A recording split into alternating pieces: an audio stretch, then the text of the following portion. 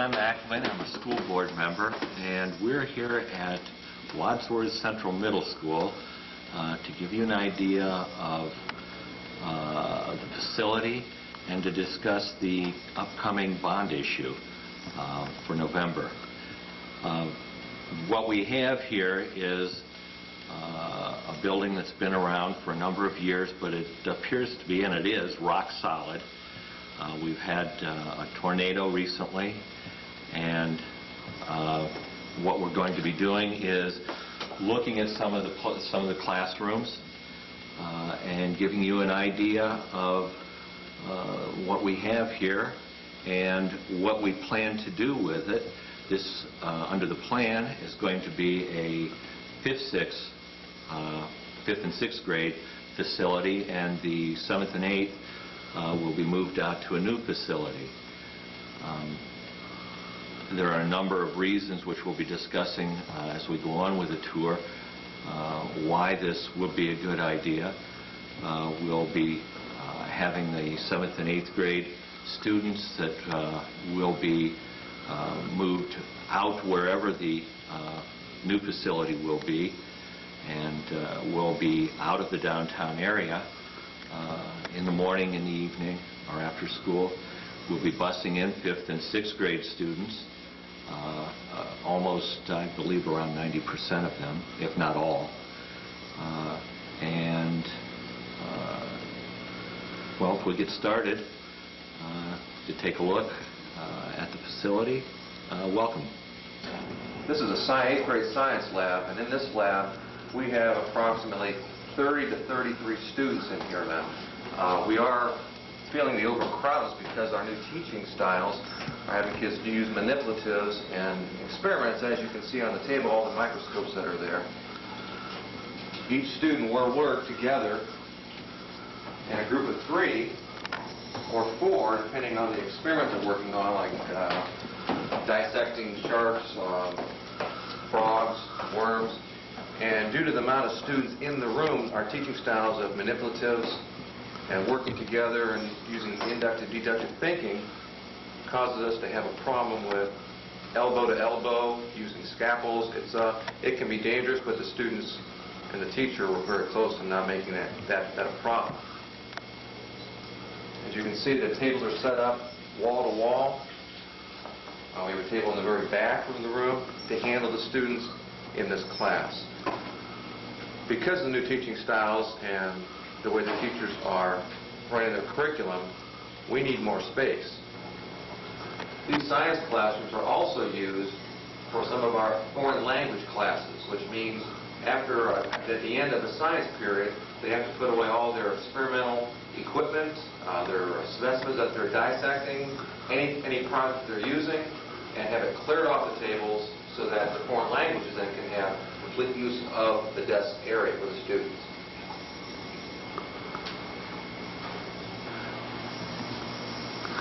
One of the worst rooms to teach in is this particular room in this building. One of the main reasons there are no windows in the building in this particular room. Everything has to be decorated up, make it enjoyable for the students who want to come in. The environment sets the tone for the students when they walk into a room or in a building. As you can see, this room is extremely well decorated. Mrs. McElvain, this is her room. She has decorated up. The students, everything you see are the students' work, and they work in groups. She does a lot of cooperative learning.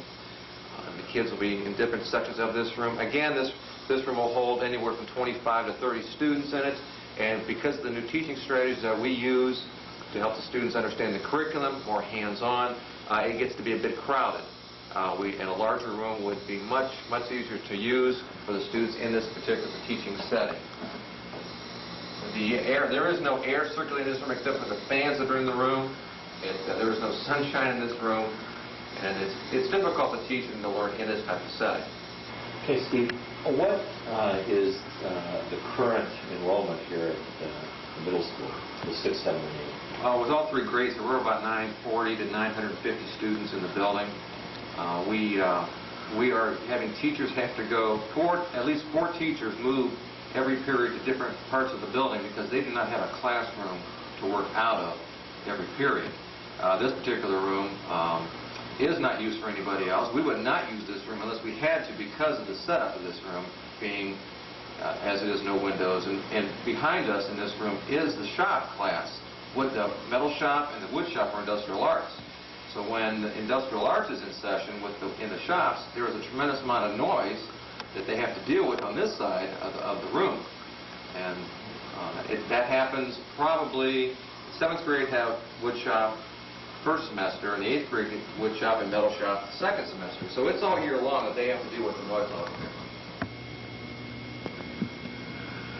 So with projections going possibly over the next few years to close to 1,100 students, by the time possibly we move out to the new middle school, you're going to be even more crowded. Yes, we're looking at a serious crowding problem with that. We're looking probably at, in the classrooms, they're looking at 35 to 40 students would have to be in the 7th and 8th grade classes. 6th grade, right now we have anywhere from 28 to 30 in the class. And it seems we keep getting students straggling in, moving in, once every 2 weeks. So our numbers continue to grow throughout the year.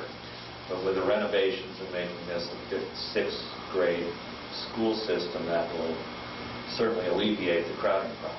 Right. They have plenty of space in here for 5th and 6th grade. It's just the fact we have to put all 3 grades in here that the overcrowding with the classrooms happens. This particular part of the building on the first floor here will have approximately 600 students passing through it every period in 3-minute spans.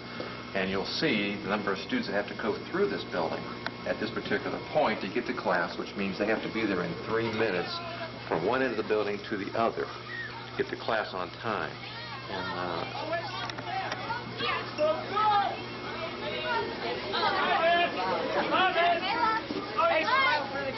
With a larger hallway, we'll be able to have the students pass through each other in a more safe manner. The new building that was built a number of years ago, as you can see, the hallways are much wider here. We still have 650 students moving through this hallway every period to go to English classes, because they all take English, and there's English classes every period in here. And again, brand new lockers. Students have their own lockers in this case. And I can take you into one of the rooms.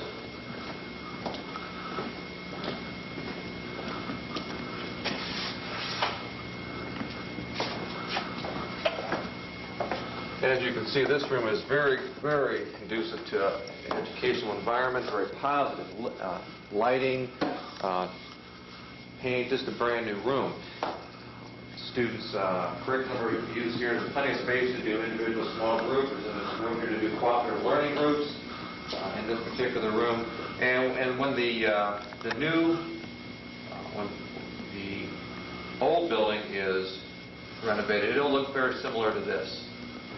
In the old building, the temperatures get into the 95s to 98s during the fall and spring. And this particular new wing is air conditioned, so in the fall and the spring, we don't have any students late for class to get here. In the renovation of the old building here at Central, air conditioning will be part of the renovation. We're here in the Isham Elementary cafeteria. Now, in our levy plans, there's not a great deal that's going to be done here at Isham. This building is structurally sound. It is our largest elementary school with over 800 students. We have a wonderful opportunity here with this levy to improve the facilities for the education of our young people and for our community as a whole. At Isham, this school is structurally sound. What we're going to be doing in here is this cafeteria will be enlarged from its present size to accommodate the large number of students that go here. I am reminded of a quote by an educator who said that the purpose of public education is not just to teach our youth how to earn their bread, but to make every mouthful sweeter. And I believe that this is an opportunity for us in public education to provide that lifetime quest for our young people. Here we are outside of Isham School, and we're at the area of great concern for us in this levy campaign, and that is to improve the safety for our young people. This is our hub for our busing. We bring 18 buses through here a day, and as you can see, this gets to be very congested and crowded with parent pickup and with all of those buses moving that many children. What we're going to be able to do with this levy is to improve not only the flow of buses through here for the safety, but we also anticipate taking out the old Roar Barton garage here, school board building, and making a parking lot, and then we can also have a separate pickup spot for the parents away from here.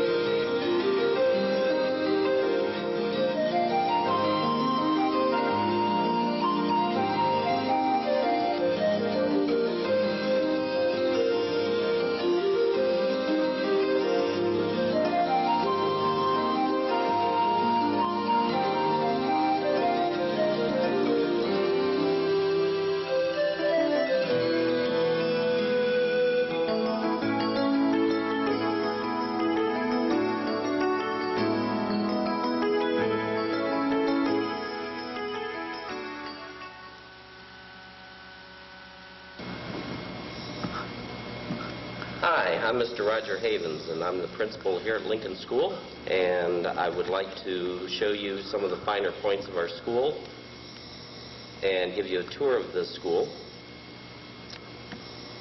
And we're starting out here in the auditorium. And along with me will be the Board of Education member, Mrs. Sandy Solero, and she will also be walking along with me and pointing out some of the things here at Lincoln. And starting here in the gym, as you notice, this gym is entirely enclosed now. At one point there used to be some windows and beautiful ventilation things here in the gym, and since then they were enclosed, I believe, back in the 1970s. Therefore, whenever we have any type of an assembly in here or program, one of the biggest problems is that the place gets very stuffy and overheated, and we aren't permitted to prop open the doors because of the fire safety requirements. One of the other problems, hello, Mrs. Solero. And I was just talking to Mrs. Solero earlier today, and she was saying about how her children also went to Lincoln School. So she's very familiar with the school building and its layout. Our daughter Lori started here in 1970, and our son John started here in 1981. When Lori started, it was a wonderful old building, and everything that she needed to learn, what she needed to learn at that point in time, was here. When our son John started in 1981, the same thing was true. But as time has gone on, as everyone knows, with the advent of computers and all of the other technology that has come into our lives, what children can learn here today, you can't adequately provide.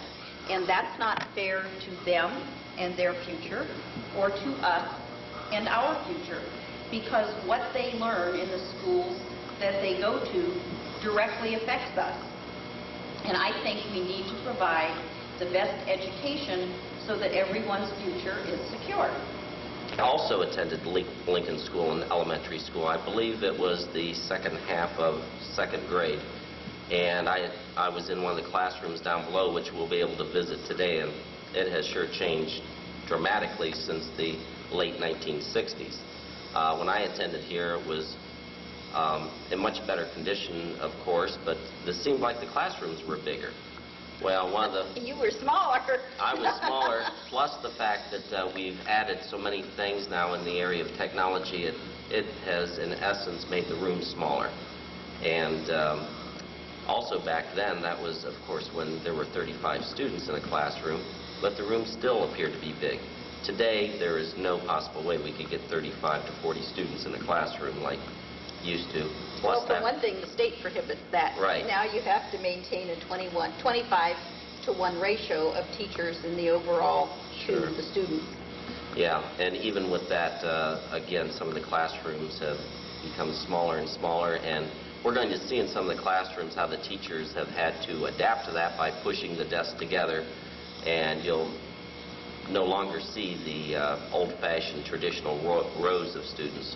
Yeah, one of the things that was done in this gym several years ago before I was principal here is that they went through an asbestos removal of some of the worst areas in the school, and one of them was here in the gym. Because of the balls and those types of things hitting the ceiling, they were concerned about the asbestos flaking off. Things would become friable. Right, and so what they did was they brought the contractors in, removed the asbestos, and in their wisdom they placed a material up on the ceiling which the contractor said would be fine. However, we have found out that it is something that's very brittle, that now when the balls hit it, looks like it's snowing in here. And it's It also looks filthy. Right, and it's not harmful to the children in any way. However, it does cause a mess throughout the whole building. You have those type of dust particles coming down, and then they're in turn taken into the venting system and is spread throughout the building. So you'll find that this building is probably one of the most difficult to keep clean because of these types of things. For you to see some of the other aspects of the building, but one other thing that I wanted to say in there about our auditorium, this year we're doing something different in that we're going to be moving some of our programs that we would normally have in our gym down to the O.J. Work Auditorium. And one of the biggest reasons for that is that because of the number of students here, the 300 students, and when their parents get in here, we do not have enough room for them to fit in this auditorium. And then again, with the ventilation problem in there and the closed up windows from over the years, it gets stuffy in there almost immediately and gets unbearable. So this year, as a alternative, the only thing we could do is OJ work. We also have a problem with the parking out here, too. Well, that just goes to clarify one of the other main reasons that we are doing this, other than age, is that our population over the last several years has really exploded. And as of next year, we have no empty classrooms. And since the state does require us to keep a 25-to-1 ratio, there's no place to put anybody. Sure. Well, Mrs. Solero, I wanted to show you this room 201. This used to be our first grade room with Mrs. Holbert.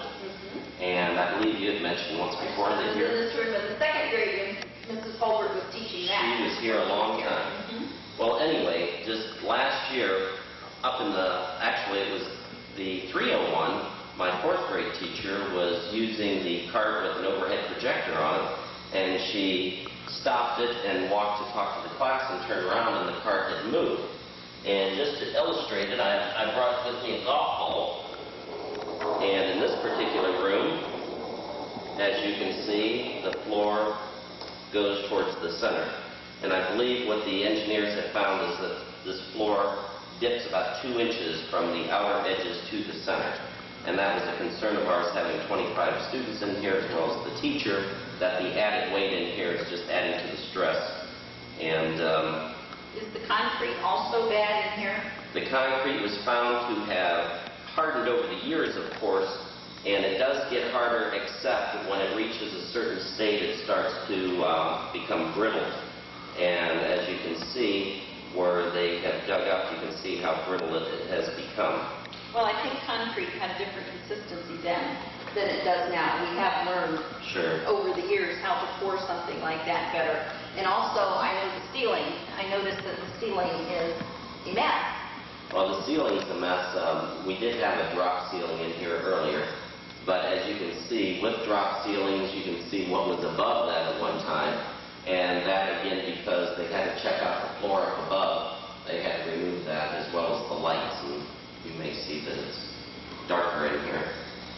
Okay, Mrs. Solero, in that last classroom, we showed you some of the structural damage, and that's in the old part of the building.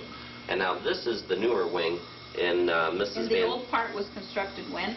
It was constructed in 1915. And the new part was constructed I believe in the late 1920s, early 30s. There were various things and additions put on, both here at Lincoln and Franklin. So this is the newer part of the entire building. This is a third-grade classroom right next to the office. And over the years, we have seen this fault line coming through the classroom. If you can see, it starts over here by the exterior wall, and the crack goes the entire width of the classroom. And you can see all the way down there. And yes, it even gets worse farther up this way. And what we found that if the drop ceiling is removed in the classroom down below, you're able to see light going all the way through to the bottom. This started out as a small crack a few years ago, but it's... I remember when we first saw that on the board tour, and it did start out as a small crack, and each year it has gotten progressively worse. Right. So there are things like this that I'm very concerned with structurally in the building, although... What do the architects and engineers have any comments on things like this? Their comment is it continues to be safe, but they are keeping an eye on it. Okay. And so they'll watch its progress to see if it is in fact getting worse, which we can tell visually it has become worse. But right now the architect says it's fine to use the classroom. Okay. If you leave this classroom and walk in the outer hallway, you can see that that crack that started in the classroom continues out all the way across the hall towards the gymnasium. And it could very well go on through that wall also, but it would... Okay, and downstairs, we're now entering the girls' restroom. If you turn left here, you would go into the girls' restroom. And this is also underneath the staircase. If I move this blind, you can see that this is one of our places for tutoring. And because we are so lax for space in the building, we have to find every nook and cranny throughout the building to utilize in order for the students to be tutored. And again, this is what they're dealing with. You can hear the fan possibly coming out of the girls' restroom, and quite frankly, the boys have a hard time coming in here. They're thinking they're heading into the girls' restroom to get to their tutoring station. Mrs. Solero, come on in here and have a seat. I like the sign over there that says, "Be kind to me, I'm having a bad day." Yeah. And if a teacher is a little stressed out for whatever reason, these are really cramped conditions in here. You have the teacher's lounge here, you have the library over there. I mean, this is just incredible. Sure, the teacher's lounges are found in every building, and the purpose of the teacher's lounge, of course, is to come down and relax and take a break and eat their lunch. Well, unfortunately, again, because of the closing of the 2 rooms and we had to reshuffle classrooms and that sort of thing, the teacher's lounge, even though this looks like a nice cozy corner, once you start looking at the overall place, you find that, boy, this isn't very big at all. This is by far the smallest area for a teacher's lounge in Wadsworth City Schools, because if you start looking around, you'll see shelves of books. This also serves, yes, this also serves as our school library. So the teachers and the librarians share the same room. The students come in the morning, every morning from 9 a.m. until noon. And then the teachers, of course, come in at the noon time. The copy machine is in here. They try to get in whenever they can. An interesting thing that happened the other day, as they were sitting in here, they looked down at the tile, and up through the tile came this oozing tar. Now, I don't believe we're located anywhere as close to the La Brea tar pits. However, what we found out is it got so warm in here that the tar that the tile was put down with starts liquefying and heats up just like an old country road. It really is amazing that our teachers manage to do as well as they do and do such a great job of teaching the students, because these are difficult conditions under which to teach. Okay, we're now outside of Lincoln School and we're on the west side of the building. This part of the building shows how they bricked in and boarded up the windows that enter the gym. And they used to be able to open up those windows to allow fresh air in during the activities, and in the late spring and early fall, when it gets so hot in there, they were able to allow some fresh air into the place. Well, obviously that cannot happen at this time, and if you even look below that, you'll see where some new bricks have been put in. Those are windows that let in.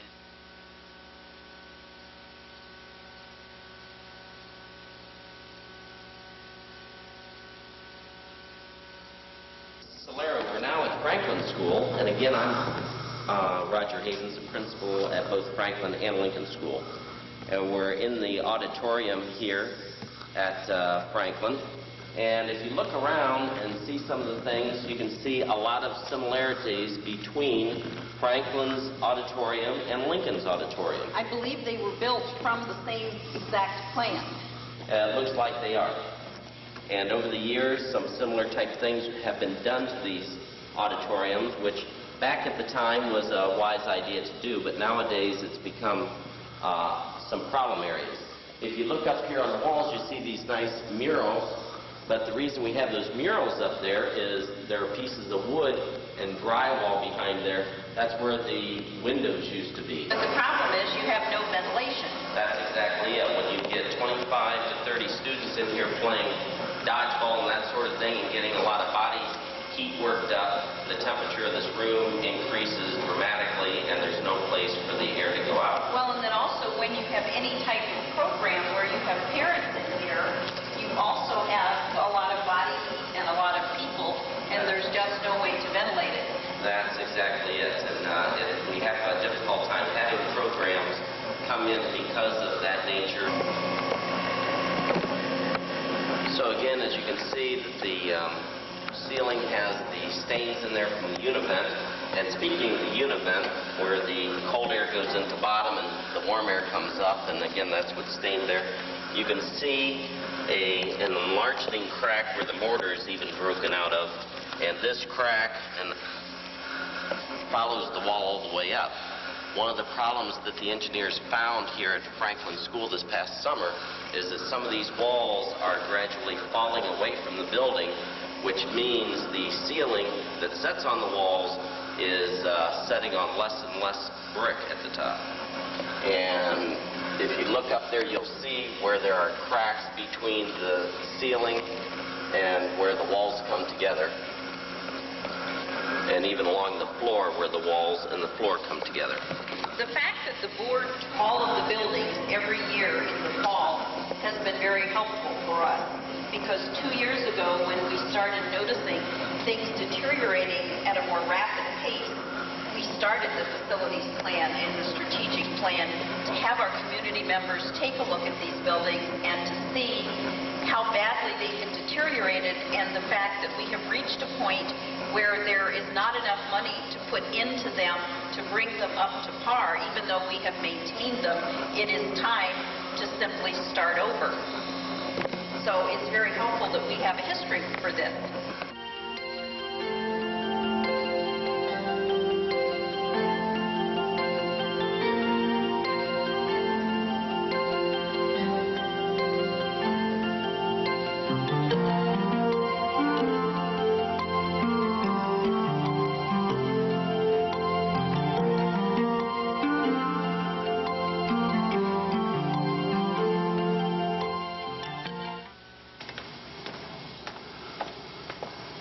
Hi, I'm Ron Jones, a high school principal.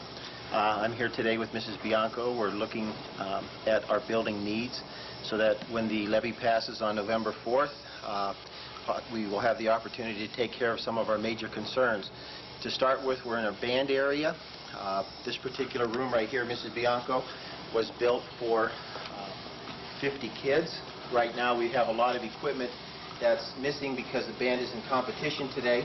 But generally, maybe a quarter of this area is taken up with the percussion instruments, and the seating basically, you can see the room is not very big. The seating basically will come out into about this area. You see the chairs are stacked on the side. Currently, we put about anywhere from 125 to 150 kids in this room at one time. And the back part here will be taken up with all the percussion instruments that the band students use. Obviously, this is our biggest concern. We're really pressed in this area for storage space. We'll take a look over here. We'll go into this one area. Ron, about the noise level, Mr. Parsons said that he has come in and measured, and that it sometimes hits as high as 115 or 120 decibels, Yes. which is way beyond normal safety tolerance as far as damaging hearing. Yes, this is a concern. We would really like to get this area taken care of. Certainly our band is built into a fine program, and they really need a space better than this. Well, this room has certainly been well used. Anyone who came in here could see that it's been well used by 150 kids for quite a long time. The walls are quite marked, and we don't have a whole lot of acoustical material on the walls. It has a hard floor. A new band room probably would have some kind of a soft floor to help absorb the noise. And this is truly a need. It's a need for the students who are here currently, and it's a need for the students who will be here as time goes on, because my understanding is with the elementary programs that every year we have more and more students starting into band. And so, you know, as our population grows and as we have increased interest because we do have such a good music program, we will have more students than 150 who will need a band room. This storage area, you can see, is not very adequate. A lot of the locks are not functionable. Mr. Mays does the best job he can in securing the room, but you can imagine how crowded this becomes when you have your students trying to start class in a hurry. They're all trying to get to their instruments. A lot of the students use these instruments, or a lot of these instruments are the students' personal instruments. Oh, sure. Yes, And security is a big issue. We keep this area locked the best we can, but once in a while we'll have a little vandalism in here and that sort of thing. But you can see we're really in need of space. Right, and again, the band is away today, so the instruments are not in here. But yes, the students at the high school level, most of them do own their own instruments, and those instruments are expensive. This entranceway right here, you can imagine class starting with 150, 130 kids all coming in here. They all have to put their books here. They're all on top of each other. Some of the kids might go in these small areas. You can see how tight it is just for us, and just for the two of us in these different practice areas. Here's a music storage area, and you can see how tight the quarters are in this storage area for all their music. Again, kids have to get in here to get their music for the day. And then currently we run 5 classes a day in here. We have roughly 60 kids each class period. Now, when they're up on the in the seating area, they're tight as it is, but that is somewhat adequate there. They come down and they can get on the riders, and now you can see there's just 2 of us here, and put 58 more kids up here. It's pretty crowded. And obviously, when we need to put a performance on and get to some other part of the building, it's a chore getting the piano up and down these stairs. Sometimes we have to bring in people to retune it eventually because of the movement and so on. But these areas here, when we get our new band and chorus area, these areas here probably will be converted to athletic areas because it's near the outside of the building and it has outside entranceways here, and it would just lend itself to that. Well, but in addition to having music classes in here, we also use this for some larger group lecture classes. Yes. So a chorus room would be used more than just for vocal music. It That's would correct. also be used as a lecture hall. That's So correct. We have sociology. At one point we had 70, anywhere from 65 to 70 kids in a class in here taking sociology. Psychology, sociology, behavioral sciences. When sometimes teachers in different disciplines will get together and they will have a joint class or a guest speaker, and sometimes we'll put 2 or 3 classes in this room. So we use it quite a bit. Okay, one of the issues that we're facing starting next year is the new Senate Bill 55 has increased the minimum number of graduation requirements to 21.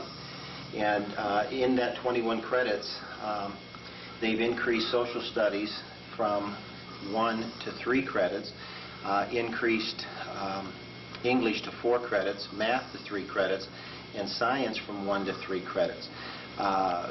Those changes will definitely impact our enrollment in those subject areas. Right. We will have to add probably a minimum of at least 3 to maybe 4 or 5 sections of each of those subject areas to accommodate the student needs. Our increased enrollment is pushing the teachers out of their classrooms where they used to be able to sit in there and do their and planning. do their planning and so forth. We've taken a couple of closets again. This particular office that we're looking at right now is a social studies office. It's a converted closet. This office accommodates 3 teachers, sometimes 4, depending on the time of day. They've got And a this video cart. Yes, that video cart you'll wheel out and take to the classroom. This is another closet area which accommodates the other half of our social studies department. Now you can see obviously if a teacher wanted to sit and tutor kids during plan period and things like this in this particular area, we're really pressed for space, and just the learning environment is not there. Likewise with our foreign language, this used to be a book storage room. We have 5.5 foreign language teachers. Their rooms are used pretty much through the day. They don't get a chance to sit in their rooms and plan. So we've kind of taken this area over. When they get a chance, they work in here. So basically 5 teachers. So they share a desk. They share a desk. And a filing cabinet. And a filing cabinet. 5 teachers work out of this area, and you can see it's truly just a closet area, book storage area, hardly what I would call adequate office space. No. Okay, here we are in the guidance area.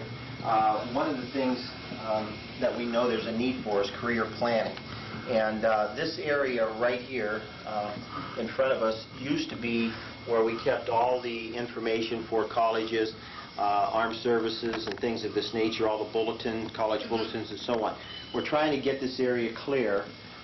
We'd like to put a couple of computers in here, 2 or 3, where students can come in and work with a counselor on a computer with the OSIS program to plan careers and so on.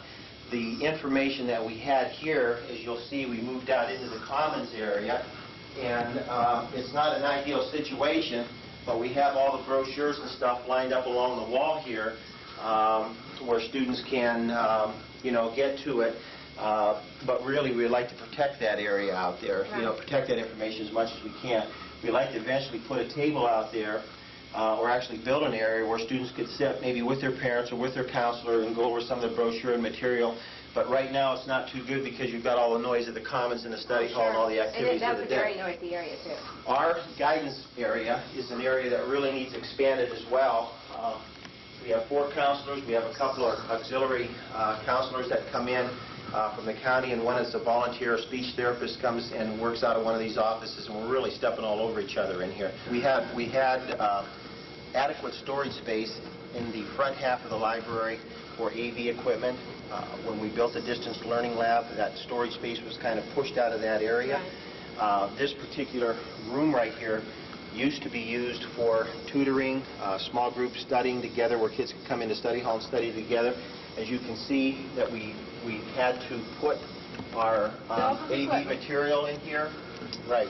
As you see, even this space is not adequate for all the equipment that we need. We waste a lot of time moving things around to get at different objects. We would like to, if the levy would pass, build a storage area so that this room could go back for instructional purposes, and maybe have this as a writing mass center type atmosphere so that kids during study hall can come on in here and get the help that they need.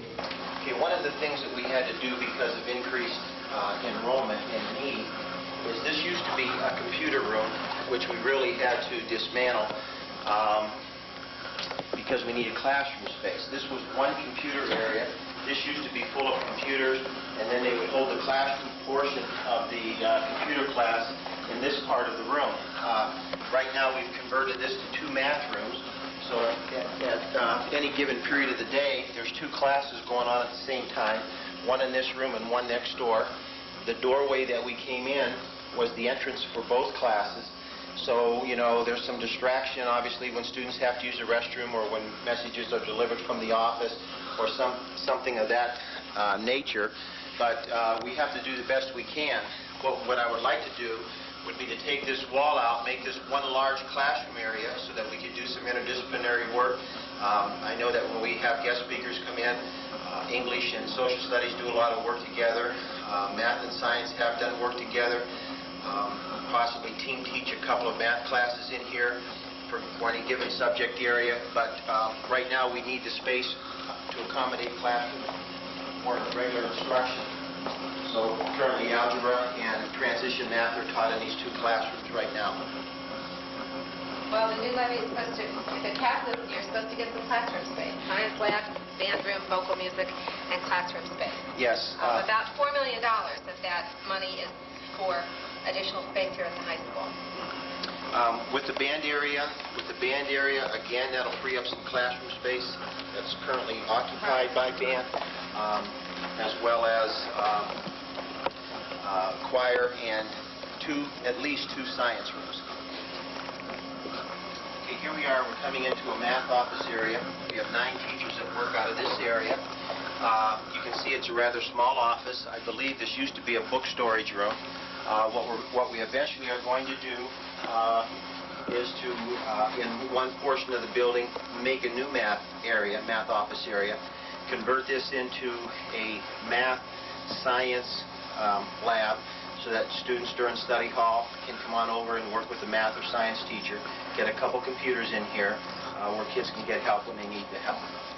But currently there's 9 teachers that work out of here, and you can see it's pretty crowded. Yeah, right.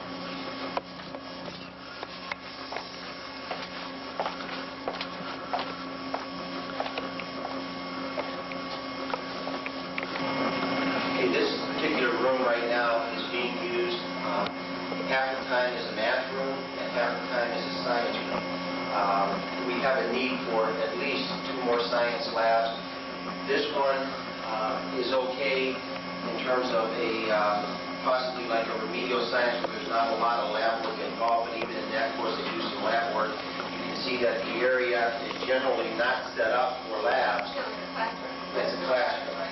We have a portable sink that's behind this wall and a portable gas unit that they can do some experiments, but it doesn't lend itself to conserve instructional time because of the setup and so on. But right now this is math science, and when we do build a new science lab, this will become more or less just a pure math classroom.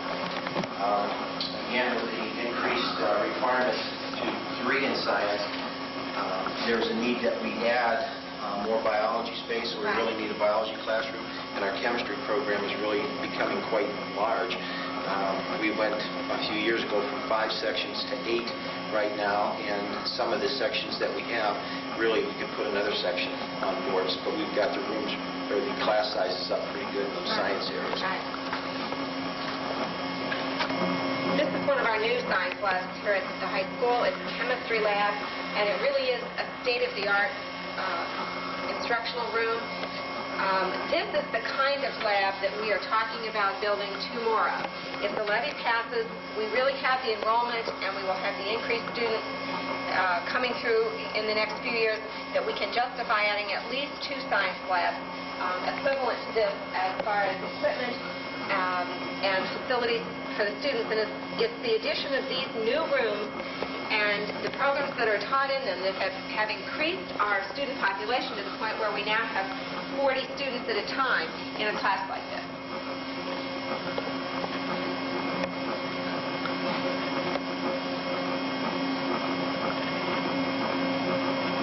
Yes, as you can see, this class, by the number of desks in here, really is overused right now for a couple of periods of the day. One of the periods we do in fact have 40. Generally, we like to try to keep our class size around 25 in science, but because of the demand for our chemistry right now, we're overloaded. We have 2 teachers in here working together to service that number of students. But when you get into the lab area that's only built for a maximum of 30, it is a problem, but we have excellent teachers and they get through that. We really have limited our enrollment in biology, especially our honors biology. Quite a few students have signed up for that. We team teach that with approximately 50 to 55 students. We had well over 60 that signed up for that course. We had to ask the counselors to screen kids and try to cut back on that so that we could get an adequate number so that our teachers could instruct properly and not, hurt the others that are in there. But we do have a need for another lab such as this, as well as a lab for increased biology enrollment.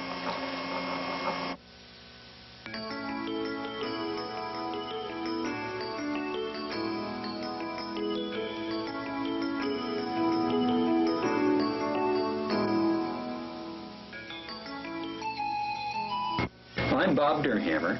I've been a member of the Wadsworth Board of Education for about 12 years. I would like to take a moment to express a concern I have for the children of Wadsworth. Our present school facilities are not adequate to take them into the 21st century. The ever-increasing enrollment due to our school district's expanding population has caught up with us. In addition, 2 of the elementary buildings are in need of replacement. I do not think it would be economically wise to spend any more of the taxpayers' hard-earned money on Lincoln and Franklin schools. At present, we have no debt service appropriations. In other words, we are debt-free. And traditionally, our school system has always paid cash for anything that was needed. But because of the amount of money needed to meet this present challenge, it will be necessary to borrow these funds. I've always been very conservative when it comes to spending money, and I am a strong believer in paying cash. However, renting money is sometimes necessary. The cost of this project is far too great for us to fund in any other way. There is not a perfect plan for everyone, and I have learned that it is sometimes necessary that we must compromise for the benefit of the majority. I believe that the plan that has been presented is the best compromise. After numerous community meetings, many of the most popular ideas went into its final draft. So I ask that you support this issue on November 4th so that our students will be able to receive their education in the type of facilities they deserve. Thank you. Well, we really hope that in these last few minutes you had the opportunity to see the real needs of our district in regard to our facility update plans. I hope also you've gotten a sense of the pride and the enthusiasm of our staff, our school board, and our administrators for this project, which truly represents a community plan for the improvement of our facilities to take us into the 21st century. You know, back in the 1910s through 1925, our forefathers showed some very good foresight in the buildings that they constructed to house our district. But it's time now to replace some of those. This plan is economically sound. It's a good plan for its dollar, and it allows us to replace 2 elementary schools, to build a new junior high school, to rehab Central that can be made into a marvelous 5th and 6th grade, to improve the safety concerns at Isham, and to improve the overcrowding there. I hope that all of you, when you consider what this means to our district, not only to our students and not only to our future students, but to each of you as a homeowner in this community, you know, I guarantee you that the investment you make in this millage is the best investment you will make in your community and in your own property. Because I dare say that in the past 25 years, those of you that have lived here for 25 or 40 years know that your property has increased dramatically in value. What better place can you put your investment? The soundness of our schools is directly related to that increase in value of your homes. This is an investment not only for our youth, but for all members of our community. Let's join together, keep Wadsworth the proudful place that it is, and pass this levy in November. We thank all of you for your consideration.